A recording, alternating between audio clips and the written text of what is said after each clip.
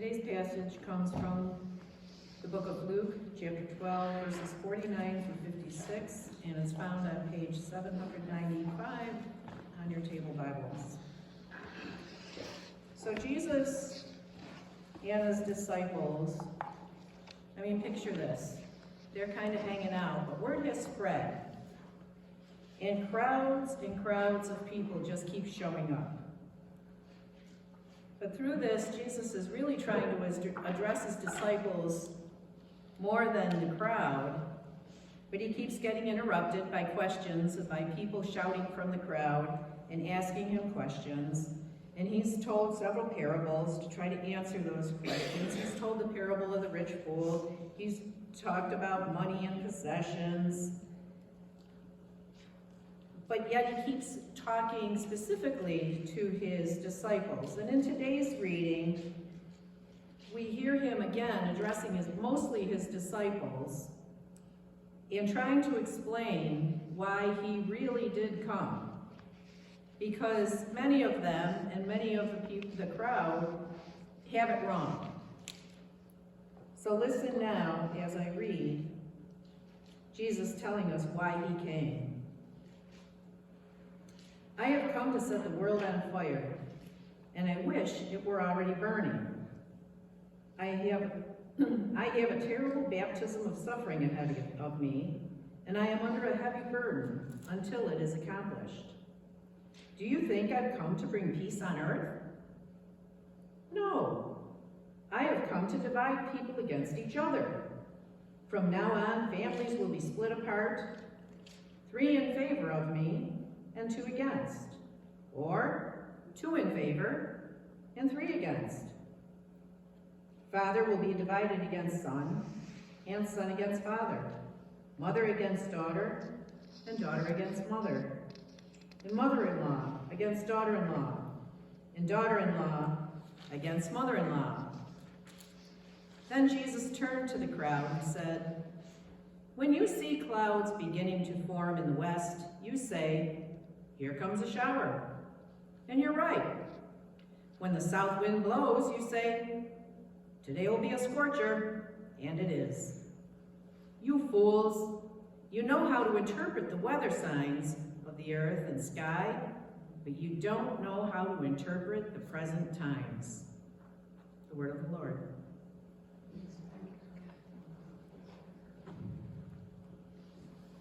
A passage included in every book that is labeled the hard sayings of Jesus. Our New Testament reading for this morning is from the book of Isaiah, chapter 5.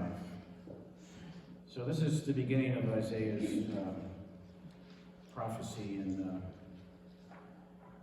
in Israel. And Isaiah understands that the moral condition of a society, the political success and survival of a country is dependent on the moral condition. And that the land of Israel and Judah are under attack. Attack from within its own people. So Isaiah is trying to call to the people's attention the moral degradation, the fact that they have turned away from God, and what needs to happen. So the passage we're reading for today from Isaiah 5 is a song. It's labeled as a song, a poem, probably read at a festival, maybe a festival of harvest in Israel at the time. And it's an interesting poem because it's written as a trap. It's written to guide people in, put the hook in, and then spring the trap. So rather than just read through it, it's found on page 514 of your table Bible. I'm going to project this as we go through this.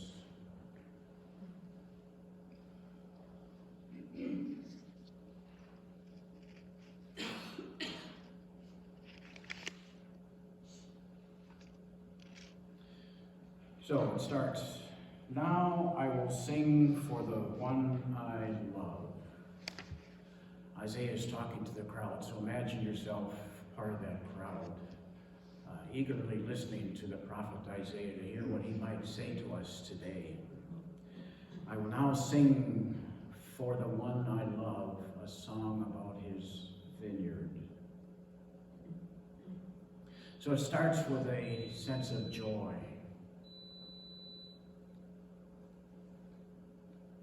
I love my beloved. My beloved had a vineyard on a rich and fertile hill. He plowed the land, cleared its stones, and planted it with the best vines. In the middle, he built a watchtower and carved a winepress in the nearby rocks. Then he waited for a harvest of sweet grapes, but the grapes that grew were bitter. So the beloved has prepared and planted a vineyard, put a lot of work into it, plowed the land, removed the stones, and created a wall and a watchtower so that somebody could sit in the watchtower and watch over this wonderful, beautiful vineyard. Even made the investment, looking at the long term, even made an investment into a wine press.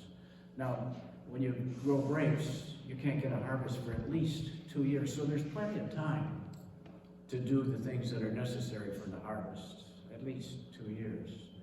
But this beloved person has put so much care into this vineyard that he or she has even prepared for the future, made a huge investment in this vineyard, and now is waiting to see what happens when the vineyard is ready to harvest. And what do they find? Not sweet grapes, but the grapes that grew were bitter. All the work put into this vineyard. And then the song moves to verse 3. Now he's putting the hook in. He's giving it some ownership into this story. Now, you people of Jerusalem and Judah, you judge. Tell me what you think. You judge between me and my vineyard.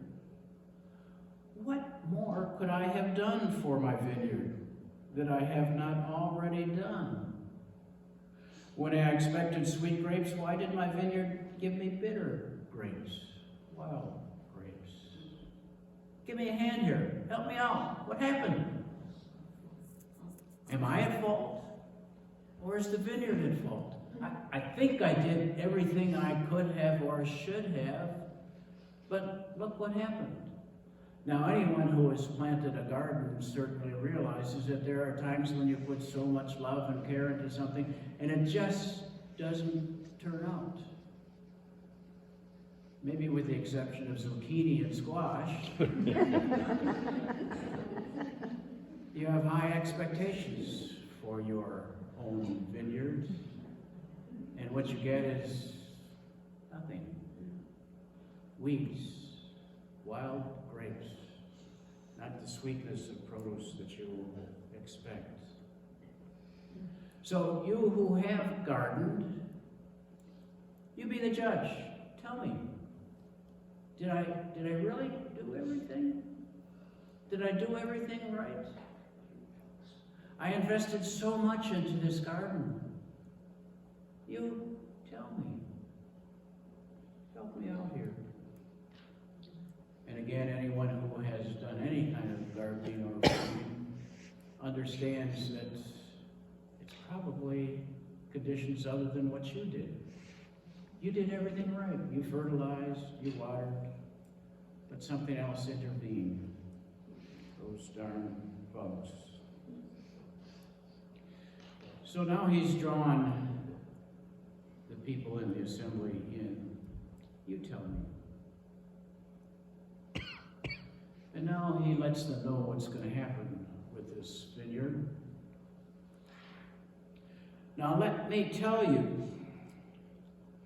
what I will do to my vineyard that has turned out so horribly. I will tear down its hedges and let it be destroyed. I will break down its walls and let the animals trample it. I will make it a wild place where the vines are not pruned and the ground is not hoed, a place overgrown with briars and thorns. Not only will I destroy it, but I will make sure it becomes a wasteland. I will command the clouds to drop no rain on it. A pretty dark point in this song. I'll tell you what I'm going to do. I'm really angry, terribly disappointed. I put everything I had into this garden. I'm going to make it right. There are consequences. There are consequences when I get bitter fruit. The hook has been set. The judgment has been established. Verse 7. Now he pulls the trap. The people of Judah are his garden. He expected a crop of justice, but instead he found oppression. He expected to find righteousness, but instead he heard cries of violence.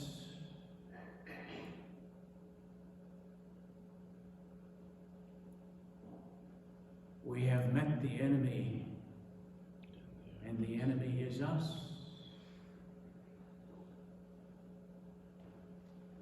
I did everything I could for you, people of Judah.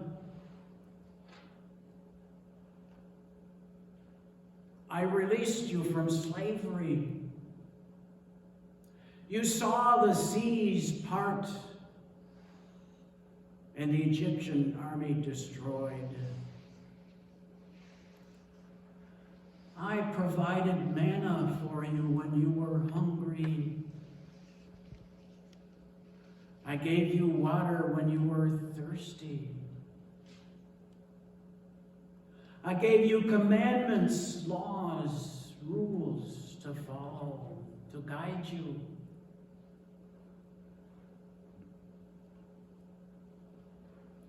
I gave King David victory over a giant.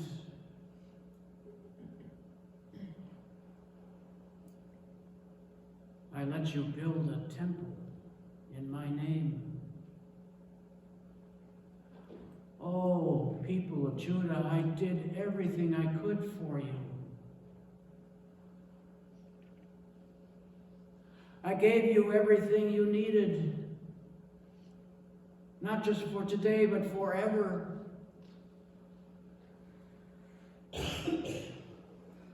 And look what has happened. I expected to find justice. But what do I see? Oppression. Terrible, terrible inequities. People being used and abused so that a few can realize tremendous gains.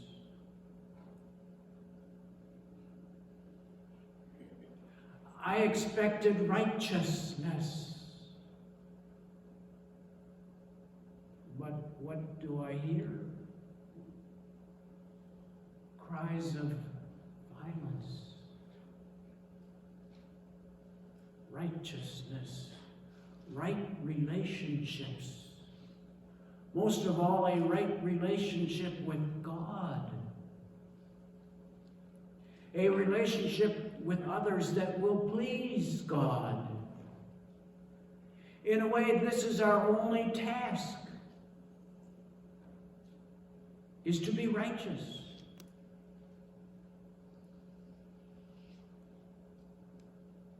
To please God.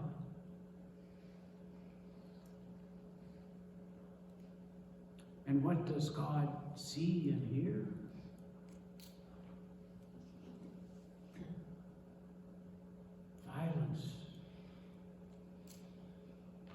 injustice, oppression, the cries of people.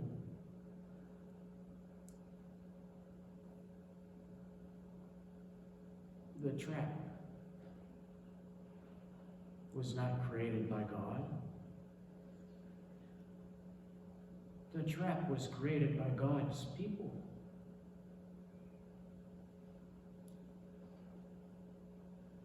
Can you hear the anguish in the song? I want you to hear the anguish. A loving, caring God who has invested so much into all of creation, including each one of us. I had expectations. So why does human nature seem to turn away from the gifts of God?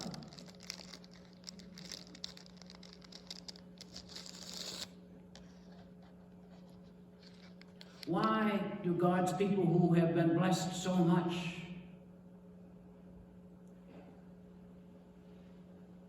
why do they turn away from those blessings?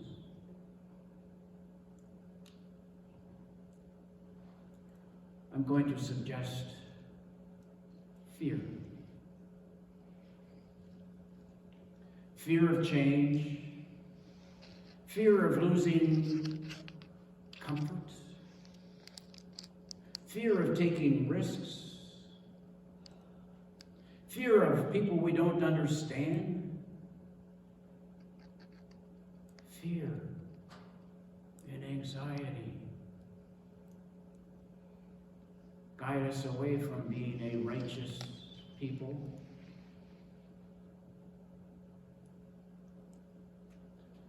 These are hard words.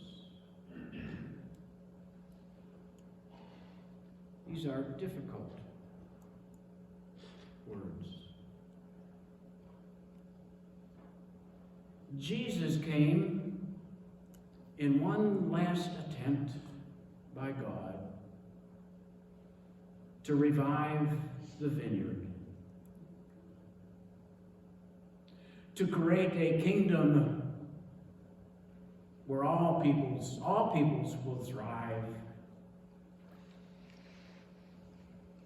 where no one will be in need. All will have what they need, not what they want, what they need.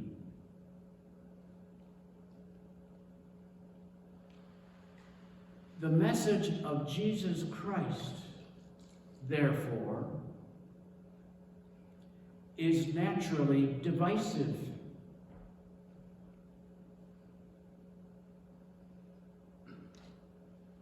Because it feeds into our fear.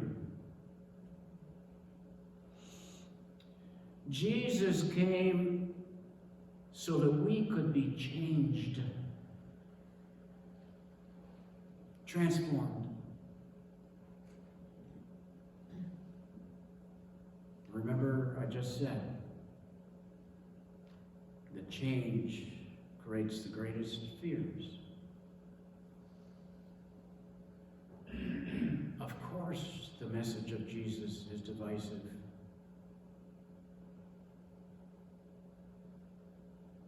It sometimes scares me terribly.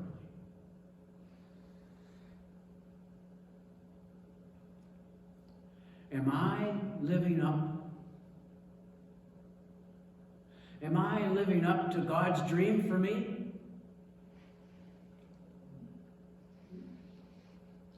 Am I to be counted amongst the righteous, those who are pleasing to God?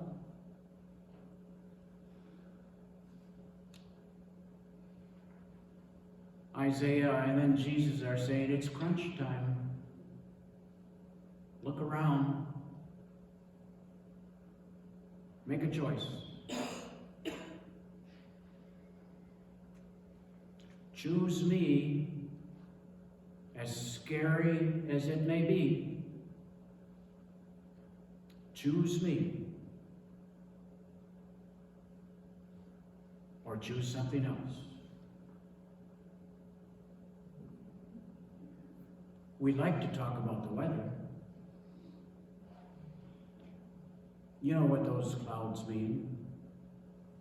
You know what a red sunset means. We like to talk about those easy things. But how about those difficult things? How about the breakdown in family values?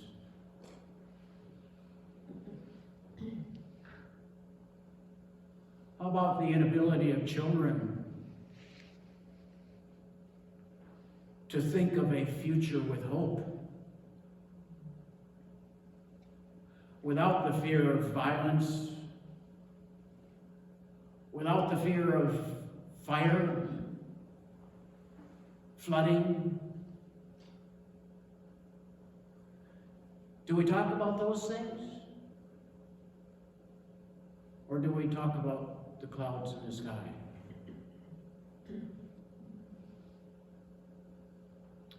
Jesus is saying it's time. Today, now, it's time.